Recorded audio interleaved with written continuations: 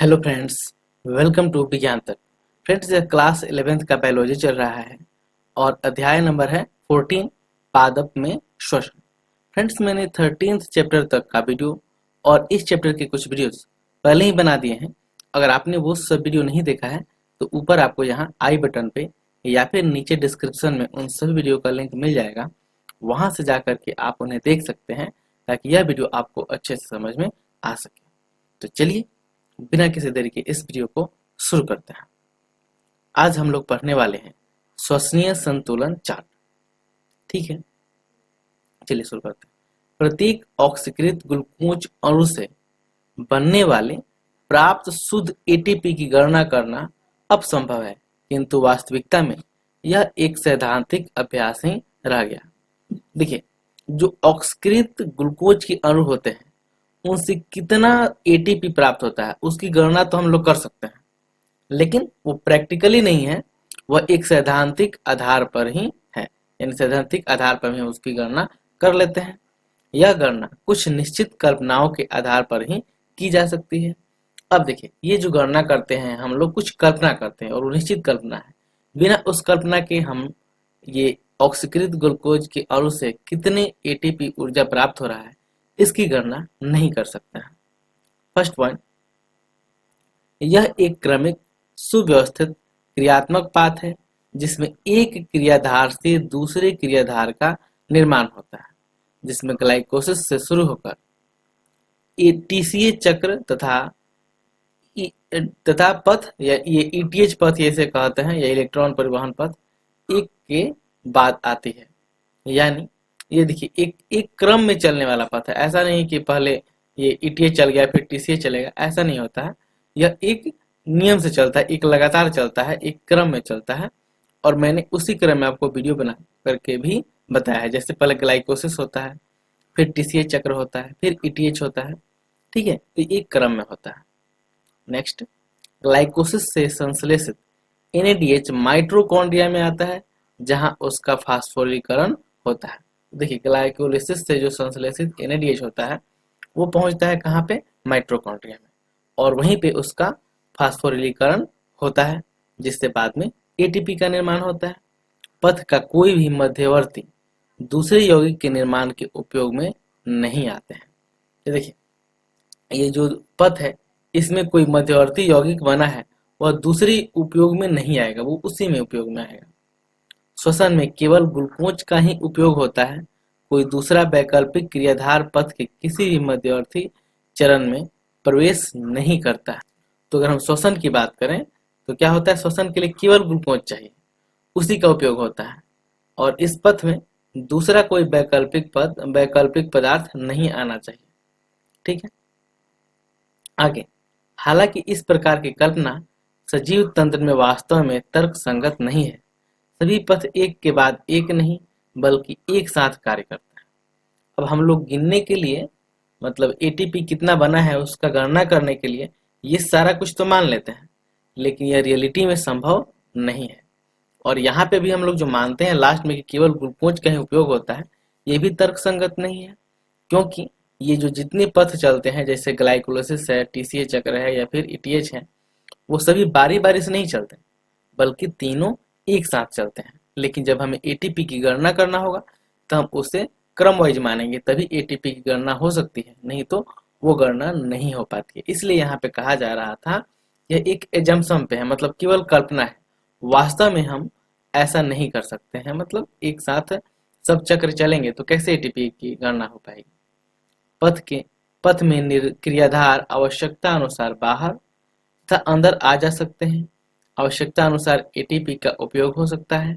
Enzyme की क्रिया की दर अनेक विधियों द्वारा नियंत्रित किया जाता है।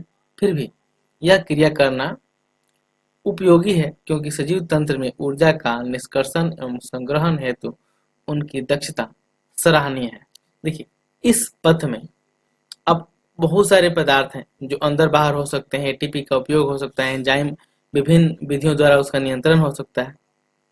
ठीक है, अतः ऑक्सीश्वसन के दौरान ग्लूकोज के एक अणु से एटीपी के 36 अणुओं की शुद्ध प्राप्ति होती है। ये इंपॉर्टेंट है, ये याद रखिएगा बस कि ऑक्सीश्वसन के दौरान क्या होता है, ग्लूकोज के एक अणु से 36 एटीपी ऊर्जा प्राप्त होती है।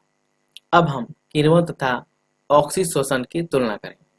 आपको पता है कि ऑक्सीशोषण कब होता है? जब ऑक्सीजन की उपस्थिति हो, और जब सीमित ऑक्सीजन रहता है तब क्या होता है? किण्वन होता है। ठीक है, किण्वन में ग्लूकोज का आंशिक विघटन होता है। ठीक है, तो ये आपको पता ही है, जब ऑक्सीजन उपलब्ध ही नहीं रहता है इसलिए किण्वन का क्या होता है? किण्वन में क्या होता है? ग्लूकोज का आंशिक विघटन होता है, जबकि श्वसन में ग्लूकोज का पूर्ण विघटन होता है तथा कार्बन डाइऑक्साइड एवं जल बनते हैं। देखिए, ऑक्सीशोषण में क्या होता है? ग्लूकोज का पूर्ण विघटन होता है, इसके अलावा इसमें CO2 यानी कार्बन डाइऑक्साइड और जल भी बनता है। किण्वन में ग्लूकोज की एक अणु से पायरुविक अम्ल बनने के दौरान ATP के शुद्ध दो अणुओं की प्राप्ति होती है, जबकि ऑक्सीशोषण में बहुत अधिक ATP के अणु बनते हैं। तभी हमने देखा कि ऑक्सीशोषण में कितने ATP के अणु बन रहे थे? 36, जबकि किण्वन में कितने ATP बनते हैं? 2। यानी जब किण्वन होता है तो ऑक्सीजन यानी ऊर्जा कम बनती है, ATP के रूप में जो ऊर्जा बनती है वो कम बनती है, जबकि ऑक्सीजन की उपस्थिति में ऑक्सीशोषण होता है तब ATP का निर्माण ज्यादा होता है। कितना होता है? 36 ATP। किण्वन में NADH का NAD+ में ऑक्सीकरण मंद गति से होता है, जबकि ऑक्सीशोषण में यह क्रिया तीव्र गति से होती है। यानी जब किण्वन होता है तो NADH से NAD+ में जो ऑक्सीकरण की गति होती है वो बहुत ही मंद होती है, धीमी होती है, जबकि ऑक्सीशोषण में यह तीव्र गति से होती है। ठीक है, चलिए अब जानते हैं हम एम्फीबोलिक पथ क्या होता है। ठीक है, एम्फीबोलिक पथ काफी आसान है, चलिए शुरू करते हैं। सांस के लिए ग्लूकोज अनुकूल क्रियाधार है। श्वसन में सभी कार्बोहाइड्रेट उपयोग में लाने से पहले ग्लूकोज में परिवर्तित होता है। देखिए, अनुकूल क्रियाधार है का मतलब क्या है कि सांस के लिए ग्लूकोज का उपयोग करना बहुत ही आसान है, इसलिए श्वसन से पहले जो जितने भी कार्बोहाइड्रेट होता है उन सभी को पहले ग्लूकोज में परिवर्तित कर दिया जाता है। जैसे कि पहले बताया जा चुका है कि दूसरे क्रियाधार भी सांस में प्रयोग किए जा सकते हैं। अब यहाँ पे ऐसा नहीं है कि केवल जो कार्बोहाइड्रेट है जैसे ग्लूकोज बना है वही उसी का उपयोग केवल सांस के रूप में हो सकता है। कुछ अन्य अणु भी हैं जिनका यूज यानी क्रियाधार हैं जिनका यूज हम श्वास के लिए कर सकते हैं, लेकिन किंतु तब वे सांस के पहले चरण में अलग हो जाते हैं, मतलब ये चरण अलग हो जाता है। देखिए मैं दिखाता हूँ कैसे। यहाँ पे देखिए, सांस के लिए हम कार्बोहाइड्रेट को तो यूज में लाते ही हैं, उसके अलावा वसा भी कभी आ जाता है और प्रोटीन भी आ सकता है। कैसे? तो देखिए, ये वाला सबसे पहले जानते हैं। कार्बोहाइड्रेट से क्या बदलता है? सरल शर्करा यानी ग्लूकोज बना देता है। ग्लूकोज से फिर ग्लूकोज 6 फॉस्फेट बनता है, उसके बाद फ्रुक्टोज एक 6 बाइफॉस्फेट बनता है, इसके ग्लिसरल्डिहाइड 3 फॉस्फेट बनता है और यह चेंज हो सकता है डाईहाइड्रोक्सी एसीटोन फॉस्फेट में, और यह भी चेंज हो सकता है ग्लिसरल्डिहाइड 3 फॉस्फेट में। इसके बाद यह रूपांतरित हो जाता है पायरुविक अम्ल में। पायरुविक अम्ल से एसिटाइल कोएंजाइम A बनता है, उसके बाद क्रेब्स चक्र बनता है और फिर जल और कार्बन डाइऑक्साइड बाद में प्राप्त होता है, यानी यहाँ पे जाकर के श्वसन पूरा होता है। तो ये हो गया ये कार्बोहाइड्रेट से। ठीक है, अब देखते हैं वसा से कैसे होता है। तो वसा रूपांतरित हो जाता है वसा अम्ल यानी ग्लिसरॉल में, और फिर यही प्रक्रिया होती है, ग्लिसरॉल परिवर्तित हो जाता है डाईहाइड्रोक्सी एसीटोन फॉस्फेट में। यहाँ से फिर यही जो पीछे वाला कार्बोहाइड्रेट वाला चक्र था वही चलता है, फिर श्वसन हो जाता है।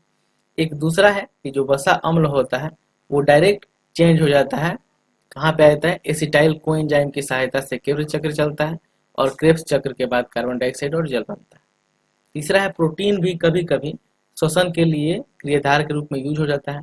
तो प्रोटीन से पहले एमिनो अम्ल बनता है और एमिनो अम्ल से फिर पायरुविक अम्ल बनता है और पायरुविक अम्ल से एसिटाइल कोएंजाइम ए और इससे फिर क्रेब्स चक्र, उसके बाद जल और कार्बन डाइऑक्साइड।